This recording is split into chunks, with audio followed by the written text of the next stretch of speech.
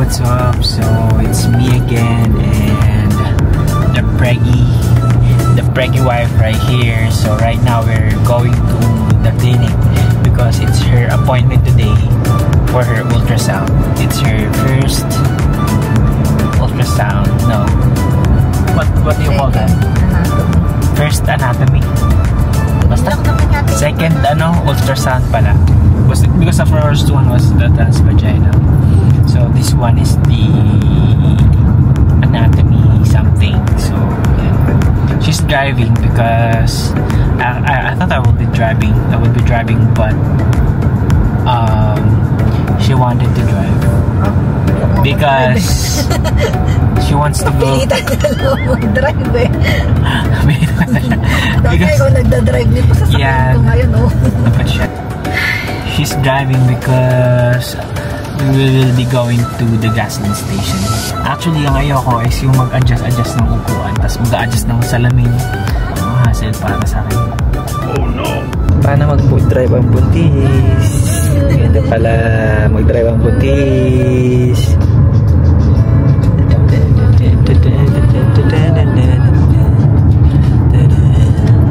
We're here na! It's ultrasound time na! Sana mabilis lang kasi abutin daw ito ng 1 hour. Oh, talaga ba? Iba nga lang inabot ng 3 oras eh kapag... Kasi maraming parts. Oo, tsaka minsan di makuha yung position. Makukuha yan agad si baby pa ba? Hindi mo yan eh. Baby, galingan mo ha, baby. Eto na, si baby. Si baby ay bibo sa ultrasound. Bibo. Malikot. Okay lang naman nagpaskan ako doon sa estudyante, di ba? naman? Natutuwa ako Ayan, na inulit pa. Buti na lang may estudyante kasi may nag-explain. Na-explain niya. Okay, di ko din naman inidan. Parang hirap pala mag-iratek. Ito nga si baby. Ayan siya. Hello, baby. Ito ka nga, oh. Malikot ka nga, eh. Stretch. Maano siya, malikot talaga siya. Pag ano nga, sipa siya na sipa, eh. Ito siya. Ayan, baby. Ikaw yan, oh. Oh. Oh. Oh. It's a girl. Ayun ka, oh. Ayun, oh. It's a girl. Ako, nakita yung ano mo. It's a girl. Ako na-under na. Yan. Diretso kami sa gasolinahan. The reason why she drove her car. Yan. So we're going home, but before that, I think we're going also to the grocery. And before grocery, we'll be going to the gasolinahan. Ayan. So yan, see ya later.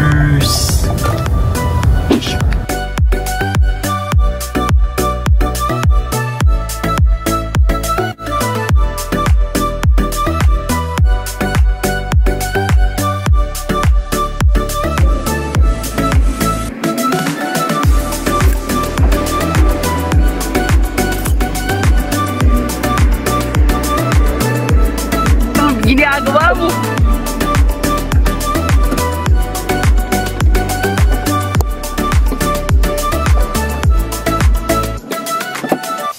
Hello there. So today is June 12, Independence Day there in the Philippines, and here in the US, it's our third appointment with my wife's OB. So yun, nag-aantay lang kami ng oras kasi napaga kami mag-prepare. Di kami nakatulog. Kasi from duty kami na isang araw, from night shift. At pa si Buntis. Kamusta ka, Buntis? Naantok. Ayan, so mamaya driving na kami papunta doon. See ya! Sana magpa-video ulit si Doktora. Ang pinapa-video niya lang kasi yung POC na ultrasound. Ayan, so see you later! Ping! It's a sunny day! Ganda na asawa kong Buntis, oh. Wow! Yan, oh. Ganda asawa kong Buntis, oh. Thank you. You're so pretty. She's so pretty, right? Ganda mo? Yeah. Very pretty. Very pretty pregnant lady. Mommy. Okay, we're here. Baliinit. Baliinit mga kaibigan. Basta masarap yung panahon ngayon. In 2.3 miles, turn right onto tingnan yung kalsada, walang tao. Saya. So, kailangan natin magsikwenta rito mga friends. Friends! Yung tech namin, ang tawag niya sa mga pasyente, friend! Friend! Kaya mo ba yun? Sa ano, friend? Sa Pilipinas. Sa patient. Hey friend! How are you, friend? Nandito na kami. Just waiting for some time because we're somewhat early. I-adjust ko pa kaya itong kotse. Hindi, okay na to. Okay na to. Ganda mo. Ganda mo. Bagay sa'yo yung damit mo. Buti nagkapi ako kasi nantok talaga ako kanina. You really are so pretty. Yan o. Ganda-ganda nyo. Ganda ng panahon, no? Init nga eh. Ang sarap kaya. Pero parang naiinit. Oh no! So, ayun si Doktora nakatayo. Kilala mo. Kilala mo siya. Hindi, syempre. Of course, eh. Okay, malapit na kami. See you na lang sa loob. Or pagkalabas na lang ulit namin. Kukwentuhan na lang namin kayo. Looks great, and baby's head is down right here. Yeah, perfect. And you see good fluid around baby. See them moving. Fabulous. Alright, let me listen to the heartbeat.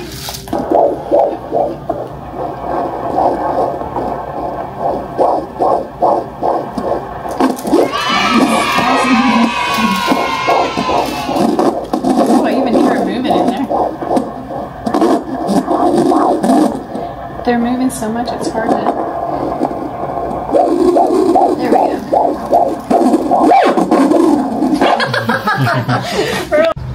Ayan guys, katatapos lang ng check-up namin, napakabilis lang, matagal po yung pag-aantay namin. Yun lang, ang bad news. Kasi magpapalit yung ano namin, yung doktor namin ay magre-retire na siya. So ipapasa kami bago kami mga anak, like August. Kasi magiging ano na siya, hospitalist dun din sa hospital. So yun. Kaya pag-iisipan pa namin kung sino yung magiging OB niya. Pero next appointment siya pa rin. Pero ang good thing doon kasi sa ultrasound namin, breech yung pasyente ni breech baby. Tapos ngayon nakaano siya, cephalic. So cephalic siya. Natuwa ako, cephalic si baby, nakinig sa akin. Sana ay umikot na siya. Diyan na siya talaga. So yun ang aming dilemma ngayon. Kung sino naman, hindi man dilemma. I know everything will be fine. God is with us. Kasi yun. Kasi okay na okay si doktora eh. Pumupunta siya sa delivery, ganon. Yan, hopefully everything will be fine. But kasi magiging hospitalist pa siya eh. Hindi na siya mag-hospitalist eh. What's up you guys? We're back! So ngayon ay magne-nesting na kami. Umpisa namin mag-nesting. My wife is on her almost 6 months. Almost 6 months. But still on the 5th month. So yeah, mag-umpisa namin mag-nesting. Pero mga light lang bibili namin. Mga damit-damit ganyan. Kasi we're planning to move apartment because we are on the 3rd floor. We'll be moving on the 1st floor. So yung mga magagaan muna para hindi masyado madaming bibilin. So nandito kami sa Target. Anong target mo? Damit. Damit. Yeah, we're targeting damit. So ayun ang target. Sana maliit lang yung target dito. Sobrang liit lang. Sana may mabili kami. Ayan, baby, bibili tayo ng damit. Sana may sale. Actually, nakabili na kami nung konti lang kasi baka mga wala pa 10 pieces. May 10 pieces na siguro yun. wala pang 10 pieces. Sa Walmart, pag may nakikita kaming sale, kinukuha na namin kahit anong design pa yan kasi sale eh. Diba, sayang naman. So dito sana namin makuha kami kahit ang liit-liit. Newborn yung mga nakuha pa namin. So mabilis may iiwanan ni baby girl. Baby girl. So yan, baby. Paglaki mo, sana ma-appreciate mo yung mga pinagkagawa namin sa iyo. Ayan na, ang target dito. Cute target. Computer. Ayan na, summer pa rin. Ayan. So we're here. Nalakasan ko boses ko kasi where do you think is the kitty? Ito, kids. Hindi kami masyado pumupunta dito kasi nga mahirap lang kami.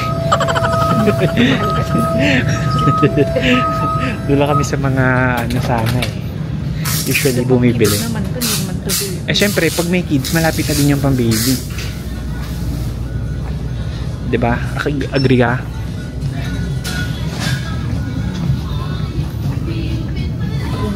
Nakita mo na?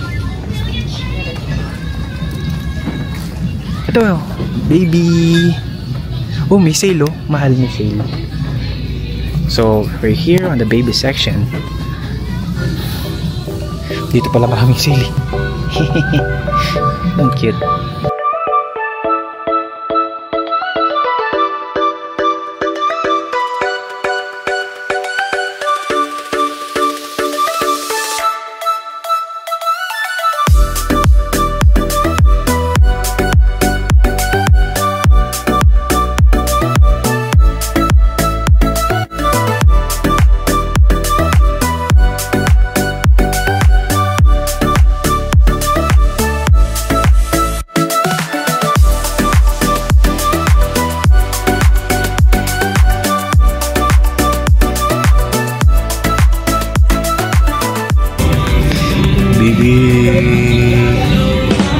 Sorry baby. Kumahanap sa At di bumili pa tayo sa Walmart. Baka meron din sa Ross. Ano pa ba doon? Tingnan nga natin doon pa sa kamera pa.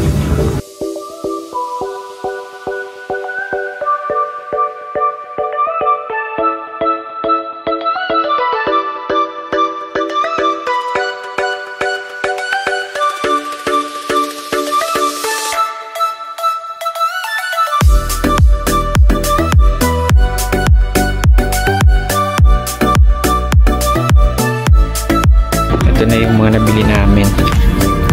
Bibili namin. Ilang pieces pa lang. Ito. Meron tayo dito onesies na long sleeve at onesies na baliktad. Dito yung short sleeve. Gusto namin puti lang eh. Medyas nga gusto na din namin puti. So online na lang bibili ng mga purong puti. Padagdag na lang. Ito. 4 items pa lang yung nabili namin. And this one, iniisip ko kung bibili tayo ng wipes, water wipes para hindi magka-cashes. Tapos bukod doon, cotton balls na lalagyan na lang ng tubig para mas ano sa parang pwede mo siyang pigain para makaanohan, lumambot yung poops niya. sa puwet. Tapos ipupunas mo siya. Kesa wipes na parang ang hard siya po. Check out na kami mga kaibigan. May napili pa siya.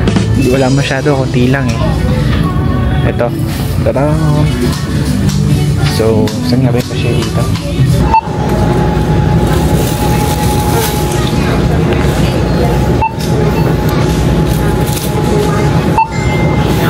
Pala isa nito, dalawa lang. Ano lang, parilin ko na.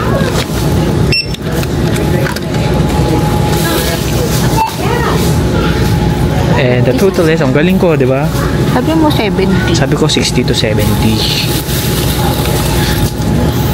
Kakulay mo pala yung target eh.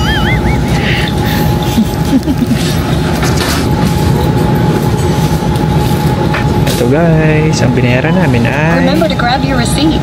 Thanks. See you again soon. 56 ewo. Kaya punta naman kami ng Ross. Baka sakali lang may mabili na kung ano man. No? So yun, 56 na yun. Ilang piraso na yun. Okay na rin, di ba? Kaysa isang biglaan. Unti-unti. beauty. Let's see. Ito si Mrs. Nagatay. Yung Pwede tayo mamaya sa 5. button butterware. Ano ba meron doon? Mga parang $3 din, pero $5 yung below. Pero tinabi mo na yung wallet ko. Sige, thank you. Okay. O, diba? Kaya pala kami dumaan dito. May pang baby din pala dito eh.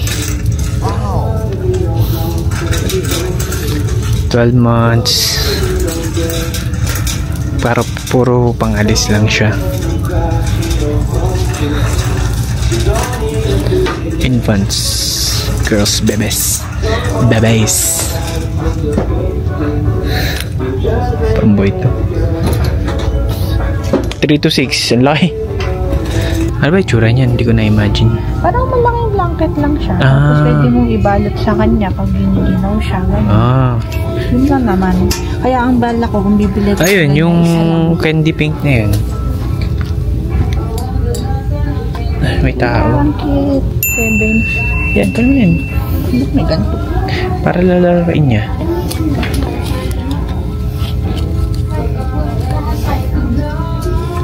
Nakadikit yung tao?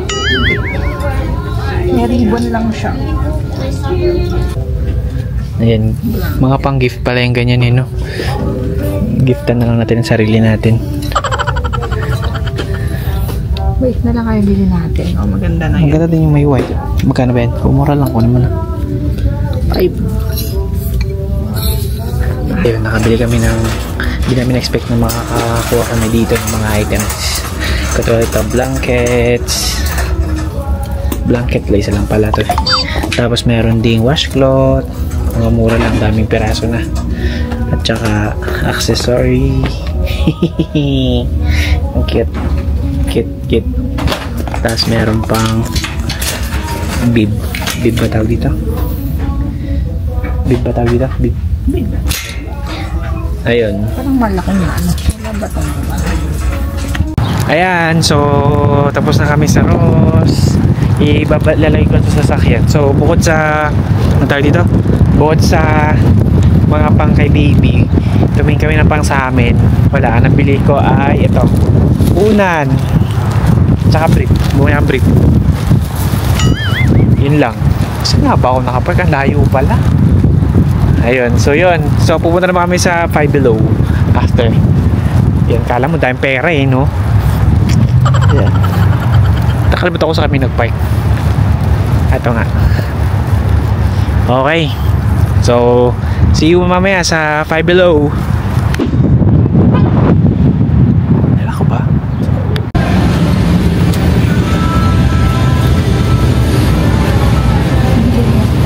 Papon over. So, ayan no.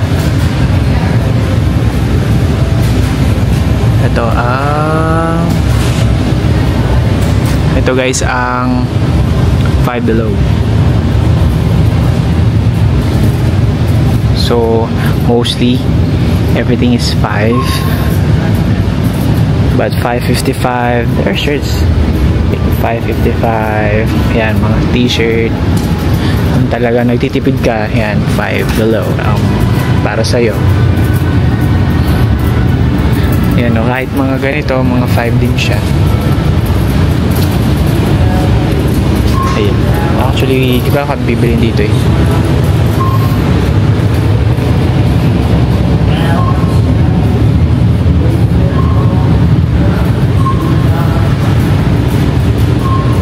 There are games as well. Mga housing din. May mga housing din dito na mura lang, $7. So, ito naman yung 5 yan. Mga lampas ng $5 nandito. First time namin dito sa Five Below. So, wala kayong mabili. Pero, kumuha na lang ako isang t-shirt pantagdag pang bahay. Pwede na to. $5 lang. Ito may mga toys, $5 na toys. Ayan o. Galing. Ay, ito. Di battery yan? Ito yung parang numangang nga, di ba? Ay, hindi ito. $5 na. Saan pala bilhin natin si Tonton yan eh? Yung isa, yun o, yung umangang nga. Mamimingwet. Unicorn. No? Tawid na tayo. Ayan, natin siya. So, ayan. yun muna yung nesting namin ngayon. Sa very konti pa lang. Parang ano pa lang yan, initiation. So, dumaan kami dito sa Sunset Mall at bumili kami ng lunch namin. Ito ay Chinese food, yung mga may antag dito. Orange chicken, pero hindi Panda Express yung isa. Tapos, yun. Yan, see you guys next time na ano ulit kami. Nesting with baby and my wife. See ya!